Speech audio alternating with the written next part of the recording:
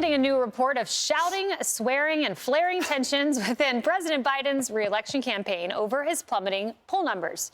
NBC out with this headline: behind the scenes, Biden has grown angry and anxious about re-election effort. The report goes on to say, quote, President Joe Biden was seething. In a private meeting at the White House in January, allies of the president had just told him that his poll numbers in Michigan and Georgia had dropped over his handling of the war between Israel and Hamas. He began to shout and swear, a lawmaker familiar with the meeting said. So much for that day one promise of not deriding those around you. Mark, understandable to be seething. I mean, these poll numbers, which NBC cites, this is Gallup, March of 2020. I mean, look at this. This is dismal. You have Biden at 38%, Trump 48% at the same time, George H.W. Bush at 39%. Carter at 43%, and didn't go quite well for Carter or the others. First of all, you made a great point. I remember he said, if you mistreat the staff working for you, I'm going to fire you on the spot. Correct. So yes. I guess he should be fired, right? That's what the American people are starting to say, apparently. I mean, look, I understand that he's upset because his own staff doesn't trust him to go out and deliver the administration's message. That's pretty damning. But the other problem he seems to have is he doesn't understand that it's not a communications problem, it's a policy problem. That if you look at the Real Clear Politics average of all of his polls, he's underwater by double digits on every single issue that Americans care about. 43% of Americans, a plurality, say that his policies have personally made their lives worse. Only 18% say they've made it better. So that's not a problem with communications that he can fix by going out and stumbling around on a stage somewhere in Wisconsin or Michigan or wherever he's in trouble. He's got to actually change his policies in order to fix the problem. And you'd think, change his mental acuity. I don't know if that's possible, Emily, because that's a huge problem. And this NBC line really stuck out to me. Listen to this. Some advisors have told him he should walk faster out of concern that his gait feeds impressions that he's too old. So walking faster, apparently that's why they got him the hokas. Right, the hoka, exactly. And yet the White House is sufficiently worried about him tripping, which is why he takes that middle staircase out of Air Force One, which is why, you read my mind, grapevines speak alike, Mark, he has the hokas. These are Hoka Transport. We have a picture. These are shoes, according to Inside Edition, designed for maximum comfort and support while walking or hiking. But I guess the solution is walk faster, they say. I mean, I don't know. The worst thing I think he could do is walk faster. If you are unstable with your gait, if you are at all unsure, I mean, right? Like you would say, like, slow down, take it easy. Remember when Ari Fleischer described to us what Air Force One looked like on the inside?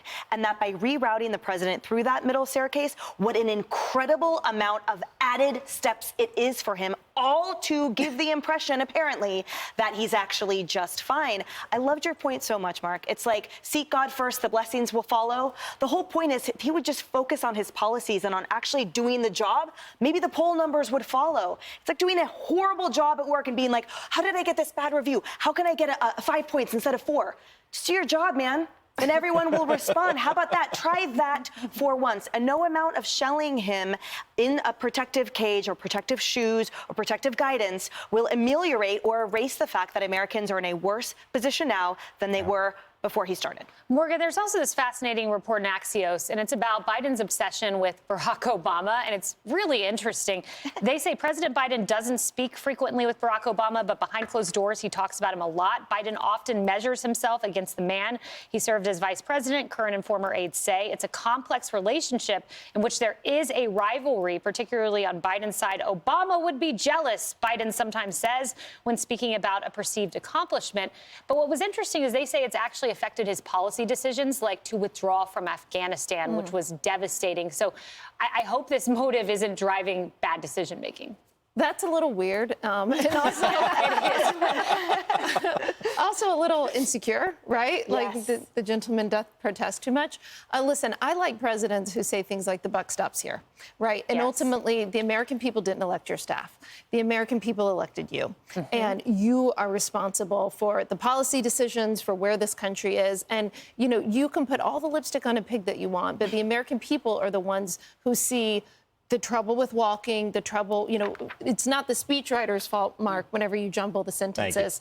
And so that's why you have 70-something% of Americans who feel like he's too old for the job. That's his fault, not his staff's. It is. And Molly, also a fascinating, you can comment on the age if you'd like. I just want to throw this out there. Washington Post, we don't often get headlines like this. For the country's sake, Vice President Kamala Harris should step aside. This was Kathleen Parker. And I want to read what she said, because this is Washington Post. I mean, pretty big deal.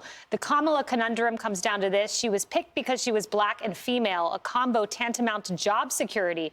Now that she has become a burden on the Democratic ticket, Biden can't fire her. There's no reason to think her ranking would spike when she's suddenly promoted to the Oval. Instead, most signs point to disaster. This is why I propose, with all due respect, Kamala step away from the ticket. Yeah, Wow. we've seen a number of headlines like this, including those about President Biden, how he should step down and someone else should take over. And then you see this targeting of her as well. And I think the Democrats have found a good niche for her as going out and talking about abortion on the campaign trail. It was a major issue, potentially one that many believe stopped the red wave at the midterms. So she's sort of found a niche. I don't think that they're giving her much of an opportunity to move from outside of that, but I feel like they've found the sweet spot for her. As for the shoe thing, I feel like the Star Wars moment, it's a trap. Don't do it. Don't move any faster. Wear the comfortable shoes. Walk at your own pace. It's fine. And then finally, I went up to New Hampshire and covered President Biden's most recent visit there. And I have to say, it was politely put by a local station, a smaller, more intimate event with close supporters of the president. I mean, compared to some of these rafter-shaking rallies that President Trump has, you can look at the numbers, and then you can look at what you see out on the campaign trail, and that may be a major concern as well for President Biden, creating anxious anger and whatnot. We'll see. When you're running for president, I'm not sure you want small and intimate events. Like, this isn't a book club. You want more people to vote for you. Okay. Hey everyone, I'm Emily Campagno. Catch me and my co-hosts Harris Faulkner and Kaylee McEnany on Outnumbered every weekday at 12 p.m. Eastern, or set your DVR. Also, don't forget to subscribe to the Fox News YouTube page for daily highlights.